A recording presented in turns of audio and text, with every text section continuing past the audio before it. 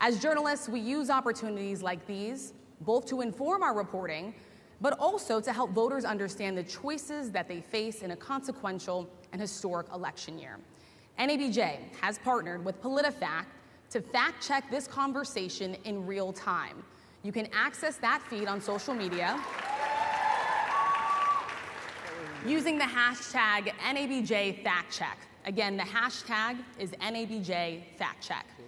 We have a lot to get to, and we do not want to waste any time, so let's bring out the former President of the United States, the Republican nominee for President, former President Donald Trump.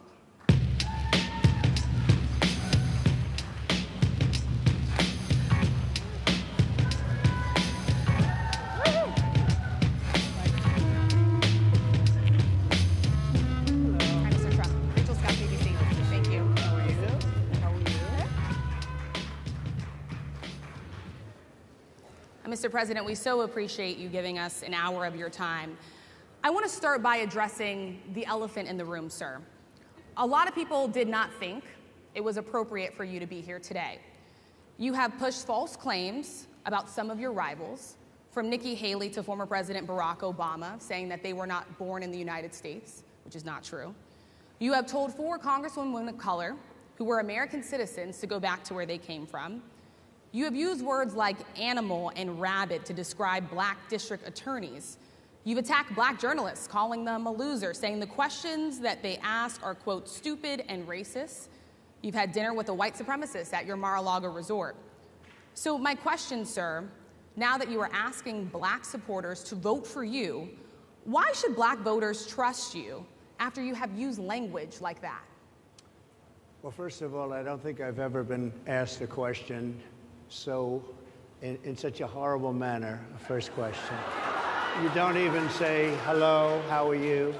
Are you with ABC? Because I think they're a fake news network, a terrible network.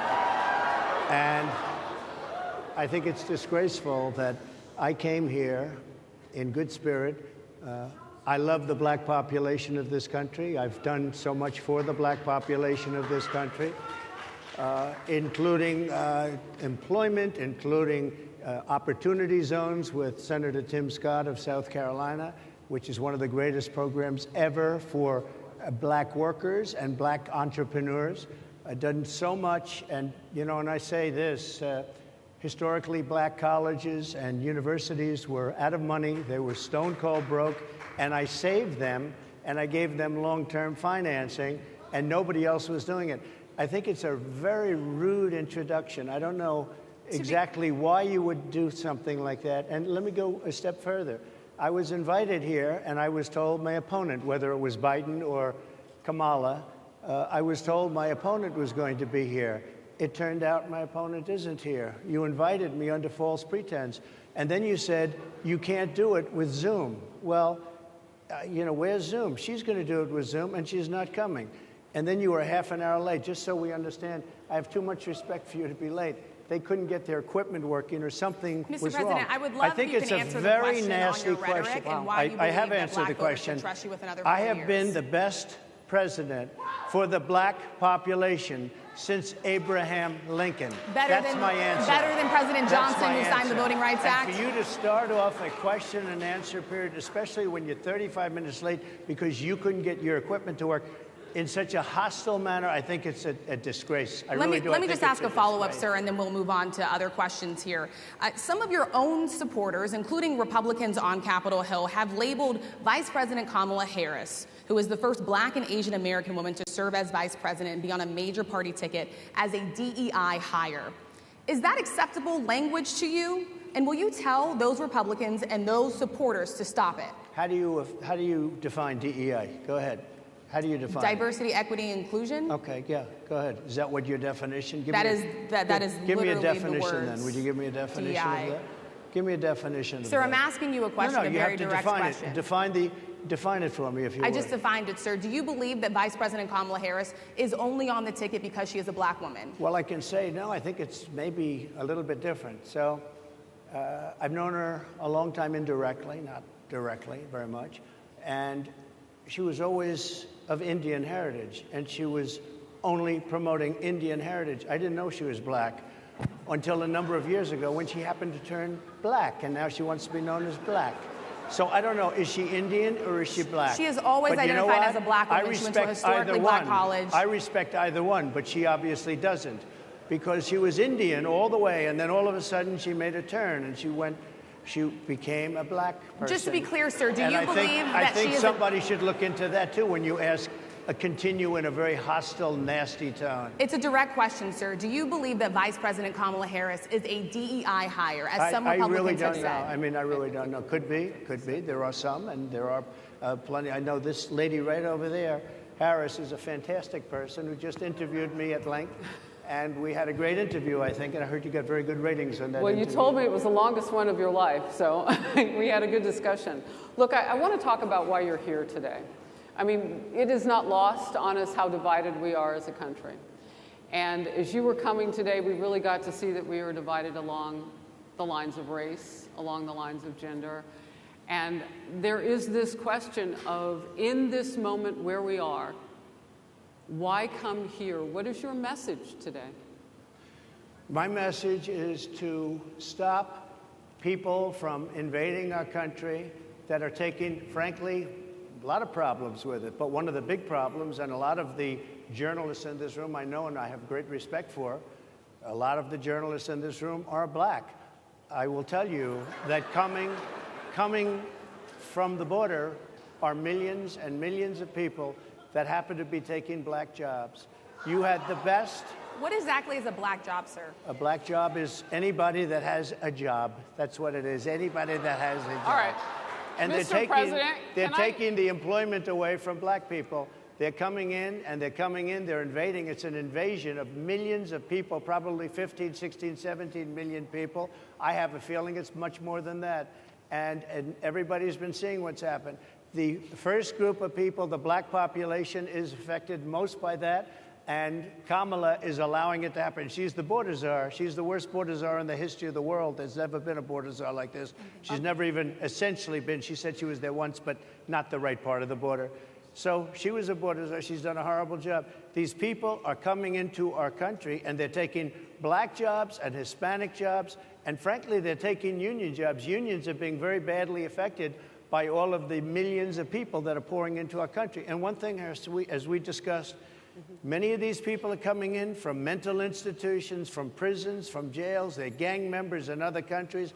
Other countries are setting loose their prisoners. They're opening up their prisons and their mental institutions, and they're taking their bad people, drug dealers, gang members, and they're bringing them into the United States. And by the way, their crime rate is going down, and our crime rate is going to be a disaster. Mr. President, I want to get into how you address some of the issues with black communities. And I say that plural because we live in communities of color that are different. We're not all the same. We don't vote the same. We don't think the same. True. It's not monolithic. So as you come here today, I want to talk about something that bursts. And this is the weight of the inflation on this country right now. The nonprofit Money Management International recently released data from its mid-year analysis that we have found a 52% rise in people who are seeking counseling for being in credit debt. They're paying for food that is sky high on their credit cards, and now they can't pay that off. The credit counseling nonprofit MMI, as I said, is saying now that they've seen surges that they haven't seen since we were in a pandemic of people in financial trouble. Much of that falls on the shoulders of single moms, single black moms, when you look statistically. Yeah. How do you turn it around? What's your plan for the black community when it comes to money? So, first of all, it's very hard to hear you for whatever reason because of the fact that they have bad equipment, because I guess, this woman was unable to get the right equipment. But it's very hard for me to hear you, but I can hear every other word. It's very difficult, actually. But so I don't know if they can fix it or do something with it, but I'll do the best I can with it. The inflation is absolutely destroying our middle class, our working class, virtually every class. Inflation is a disaster in our country. Inflation is a country buster. It breaks every country. And we had, in my opinion, the worst inflation we've had. They say it's 58 years, but I think it's much more than that. It's been devastating. And if you just take a look at a lot of things they don't include, like interest rates. interest rates went from 2.4% to 10%, and you can't get the money. People can't buy houses. They no longer have the American dream. Young people, young black people, they don't have the American dream anymore. They can't buy a house. They can't borrow the money because of the cost of the money. They can't buy it because of the cost of housing, because of the cost to build it, because of inflation. Inflation is a disaster, and it's destroying our country, and it's destroying the black community probably as much or more than any. So what do you do? What's your plan? You know what we have to do? We have to bring down the cost of energy, and that's going to bring down the cost of inflation. This was all started with a bad energy policy by Joe Biden. By the way, just if I might, I was running against a man named Biden. You probably saw that. And he was losing very badly in the polls, and then he had a rather bad debate. I would say it was a bad debate. I would say it was one of the worst debates in history. And his poll numbers crashed. And instead of saying, you know, let's keep going, and maybe something happens the other way, they said, oh, we're going to replace him. Let's just replace him. That's like you're in a fight, a prize fighter's in a fight. He's not doing what you say, let's bring in another fighter. So our whole campaign was steered toward him, and now we have to steer toward him. But ultimately, it's the same because they have bad policy. They have policies of open borders, unbelievable open borders, horrible energy policies. They want to get rid of, as you say, gasoline in cars. They want to get rid of oil. They want to get rid of efficient heating. Mr. President. Environmentally, what they're doing is killing our country. They're absolutely destroying our country. But the inflation is the thing that's hurting the black worker, the black population, and every other population within our country. Inflation is the worst it's been, I think, in over 100 years. And they'll fact check it. They'll say it's only 58. Whatever it may be, they don't add all the numbers. They don't add the really bad numbers, and you can check that too. But inflation, Harris, is absolutely destroying this country and the people in our country. Yes, Mr. President, can I ask you another question yes, that is also impacting black Americans? And that's very clear now. Good. I'm sorry? It's very clear. I hear you. Okay. So Sonia Massey, someone from Illinois, an unarmed black woman, was shot the other day in her home by a deputy sheriff. The deputy has since been charged with murder. You've said police would get immunity from prosecution if you win. Why should someone like that officer have immunity, in your opinion? Immunity? Immunity. I don't know the exact case, but I saw something, and it didn't look good to me. It didn't look good to me. Are you talking with the water, right? Yeah, well, police unions are not backing this person either. Okay. But again, why would... They're going to be charging the officer. I guess they're charging the officer. So why should he receive immunity? Well, he might not. I mean, it depends. It depends on what happens. I'm talking about people that are much different cases than that. We need people to protect ourselves. And by the way, in Chicago, as an example, a few weeks ago, July 4th weekend, they had 117 shootings and 17 deaths. Nobody wants that. Nobody wants that. We need to have our police officers have the respect and dignity back. In this particular case, I saw something that didn't look good to me. I didn't like it. I didn't like it at all. So can you get a little more specific back to the immunity question? Who would make those distinctions? Well, right now, for the most part, people are protected by their unions, by their police unions, or by their police departments. But I'm saying if I felt, or if a group of people would feel that somebody was being unfairly prosecuted because the person did a good job maybe with crime, or made a mistake, an innocent mistake. There's a big difference between being a bad person and making an innocent mistake. But if somebody made an innocent mistake, I would want to help that person. What would those exceptions be? What would determine an innocent mistake? You go after mistake? somebody, and it's a very close call, and it's very dangerous. And you know, they have the policeman's life and woman is a very difficult thing because sometimes you have less than a second to make a life and death decision, and sometimes very bad decisions are made. They're not made from an evil standpoint, but they're made from the standpoint of they made a mistake. So I want to follow up really quickly. you know, I find it interesting because you do talk about reining in prosecutors, especially when it comes to prosecutors that are prosecuting you. Why doesn't that skepticism apply to law enforcement? Well, I've been prosecuted because I'm a political opponent of two people that have weaponized our justice system. I've been prosecuted. I just won the big case in Florida. Everyone said that was the biggest case. That was the most difficult case. And I just won it. Now, Biden has a similar case, except much worse. I was protected under the Presidential Records Act. Biden wasn't, because he wasn't president at the time. And he had 50 years worth of documents. And they ruled that he was incompetent, and therefore he shouldn't stand trial. And I said, isn't that something?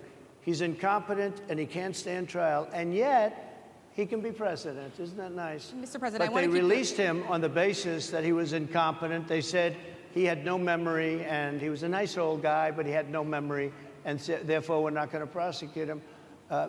I won the case, and it got very little publicity. I didn't notice ABC doing any publicity on it, George. We covered you extensively, sir. I'd love to move over on to different topics. I didn't notice you do any publicity on it at all. I won the case, the biggest case. This is an attack on a political opponent. I have another one where sir, I have a hostile judge. We have you for a limited time, sir. I'd love to move on to different topics. No, excuse you. You're the one that held me up at 35 minutes, just so you understand. If we can move on now to the state of the race, sir, I want to get back to the campaign. Senator J.D. Vance is your running mate. He's had a lot of controversy lately, and I want to read you a few things that he has said in the past. He said the Democrats running the country are a bunch of childless cat ladies who are miserable at their own lives and the choices they've made, and so they want to make the rest of the country miserable too. He's not talking here about how great it is to be a parent. He's attacking what he says are the choices people are making to not have children. Did you know that he had these views about people who do not have children before you picked him to be your running mate, and do you agree with him? No, I know this. He is very family-oriented, and he thinks family is a great thing. That doesn't mean he thinks that if you don't have a family, it's not. I know people with families. I know people with great families. I know people with very troubled families. And I also know people with no families. They didn't meet the right person. Things happen.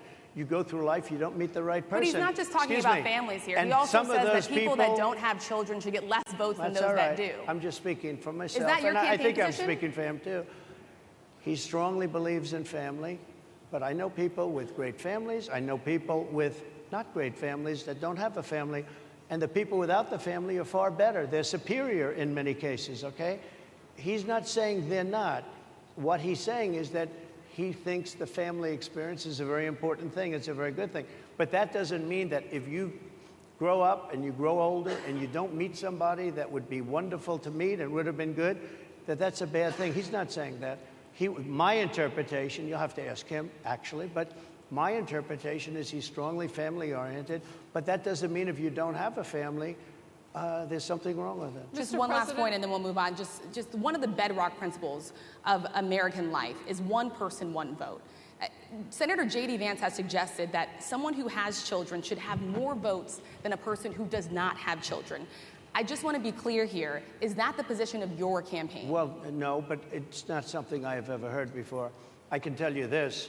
Right now you have illegal aliens coming into our country, many from prisons and many from mental institutions, and they want to give them votes. I don't think they should have votes. They came into our country illegally, and they're taking the vote away from all of the people in this room that have been here a long time, that have worked hard, that in many cases, and you'll see this happening, if I'm not elected, you're going to see it happening. If I am, you're not going to have any problem. But you're going to see it happening a long time. You're going to see the people in this room and people outside of this room are going to be losing their jobs to people that have come into this country illegally. Mr. President, can we stay with just kind of the state of the race right now? Because I felt like that vice president question, candidate question was right in there with that. So let's talk about J.D. Vance for a little bit. He's had some stumbles out of the gate. I don't know if you're hearing what we hear as reporters, but it's been a tough couple of weeks for him. Why did you choose J.D. Vance? Why did you choose him? And I'm having a hard time hearing, too. I chose know everybody out there can, but it's hard to hear. I'll tell you why. I chose him because he's a very strong believer in work and the working man and woman, and especially the working man and woman who have been treated very unfairly, because you have many of them many of them in this room. But you have many of those people, they were treated very unfairly. They worked very hard, and they were treated unfairly. He wrote the book that became a bestseller. The movie became a smash hit. He's a very smart guy without the benefit of having a family that has contacts, like a father that was well-connected. He got into Yale Law School. He graduated in 2 years from Ohio State, summa cum laude. I mean, you take a look at, his career has been an amazing career. He started off at a level with a difficult family situation, very difficult, with the mother and the father and everything else. He ends up going to Yale Law School and was one of the top students, became the head of the law journal. I mean, that's an amazing thing. He's a 4-year, he was in the military with great distinction for 4 years, got out, went into business, became successful in business, very successful in business, actually. Did public offerings and other things. And I have to believe in that. I mean, he's somebody that was born in a rough situation. Most of the people know that situation because it was very well documented in his book. And I have a lot of respect for somebody that can get into Yale and become one of the best students in Yale, that meets a young woman at Yale who was also outstanding, and they get married, they have a beautiful family, but he had he's made himself an amazing life. He then goes to Ohio, lives in Ohio, and he had my endorsement. That helped. But he wins the Senate. He becomes a United States Senator. So he's a United States Senator. So Harris, like I respect you for your success, I respect people for their success. The reason I asked the question is because the last time you and I sat and talked was the day that you were shot. We'd been together for much of that day. You left to go to Butler, Pennsylvania, and we didn't know what was next. Yeah. And 2 days after that... I cannot understand. Your microphone I know, is so it is really hard for me to it's just, understand you too. I can understand you perfectly. Because she's closer. I can understand you. I'm happy to hear that, sir. But I can't really understand, Harris, I have a few more questions. because of the distance, and the mics are really in lousy shape, but I cannot understand Are you asking a question? what you're saying. So what I wanted to say was the last time we spoke, you said some words that were prophetic because I asked you who you wanted to choose for vice president. Yeah. And you said normally it really wouldn't matter what they would bring. You choose somebody that you think has a future, that sort of thing. But you said these words 3.5 hours before an attempted assassination on your life. You told me that bad things happen, Harris. And that's why this decision is important this time. Bad things happen. You said it twice. When you look at J.D. Vance, is he ready on day one? Does he what? Ready on day one, if he has to be. I've always had great respect for him, and for the other candidates too. But I will say this, and I think this is well documented. Historically, the vice president, in terms of the election, does not have any impact. I mean, virtually no impact. You have 2 or 3 days where there's a lot of commotion as to who, like you're having it on the Democrat side, who it's going to be. And then that dies down, and it's all about the presidential pick. Virtually never has it mattered. Maybe Lyndon Johnson mattered for different reasons than what we're talking about, not for vote reasons, but for political reasons, other political reasons. But historically, the choice of a vice president makes no difference. You're voting for the president, and you can have a vice president who's outstanding in every way, and I think J.D. is. I think that all of them would have been. But you're not voting that way. You're voting for the president. You're voting for me. If you like me, I'm going to win. If you don't like me, I'm not going to win. I'm going to get my J.D. Vance question in. J.D. Vance? I'm going to get my J.D. Vance question in. To your point and to Rachel's point, he, has a lot of opinions about childless women like myself or divorced people like yourself. Do you think, well, I mean, my point is here. But at least it was said in a friendly manner. My point is, do you think the Republican Party is getting a little bit too judgy about people's lives when you think about abortion or when you think about what J.D. Vance is saying? I don't think, look, I think that the Democrat Party is really the one that has the problem. I think they're radical on abortion because they're allowing abortion in the 9th month. They're allowing the But I death. think it's They're about allowing freedom, the right? death of a baby after the baby is born, based on Sir, the that governor is of illegal in Virginia. every state in the That's country. Based on the governor of Virginia, Executing a they're baby in allowing the every death state of in the the country baby is illegal. after it's born. It's a They're allowing crime. abortions in the 8th and 9th month of Well, Democrats pregnancy. have denied I think they're right. that. And I That's think the the thing. Republican Party is actually much less. I think I've made them much less radical, perhaps, but the Republican Party, what we're doing is bringing it back to the states where everybody wanted it. Democrats, Republicans, liberals, conservative, everybody wanted abortion brought back. They didn't want Roe v. Wade in the federal government. They wanted it, everybody But the wanted majority it of back. Americans oppose Excuse Roe me. v. Wade being They- overturned. They Multiple don't know polls have about showed that, this. sir. Right now, they're voting. It brought it back to the states. Now, I happen to believe in the 3 exceptions. Ronald Reagan believed with rape, incest, life of the mother. I do. I think most people do. I think most Republicans do also. But if you take a look, right now they're doing, it's an amazing thing, out of the federal government, it's in states, and people are voting. And I will say, Ohio is, let's call it a more liberal version, has been approved. Kansas, the same thing, a little bit surprising to a lot of people. But the people are now voting. And it's taking this issue that's been going on for 52 years and has torn our country apart, and it's giving it to the people to vote on. And they're voting. And many states have already voted. Others are in the process of voting. And it's bringing it back to the people and a vote of the people. And it's not at all radical. And again, you have to follow your heart. I happen to believe in the 3 exceptions. Most people believe in the 3 exceptions. Most Republicans believe in the exceptions. But they don't want to see an abortion in the 9th month or the 8th month. Almost everybody agrees to that. And they certainly don't want to see, in the case of the governor of Virginia, the former governor, I might add, who said, we set the baby aside and then we decide what to do. Meaning, what do? We execute the baby. That's a radical, horrible position. And some people want that. I don't want it. Most people don't. Thank you. Can I just pivot really quickly to another question about, you brought up health, Harris. You're an active man. We see you golfing all the time. But if you win, you'll still be president at 82, which is older than Biden is right now. But not mentally. Look, mentally. Here's the question. He's shot.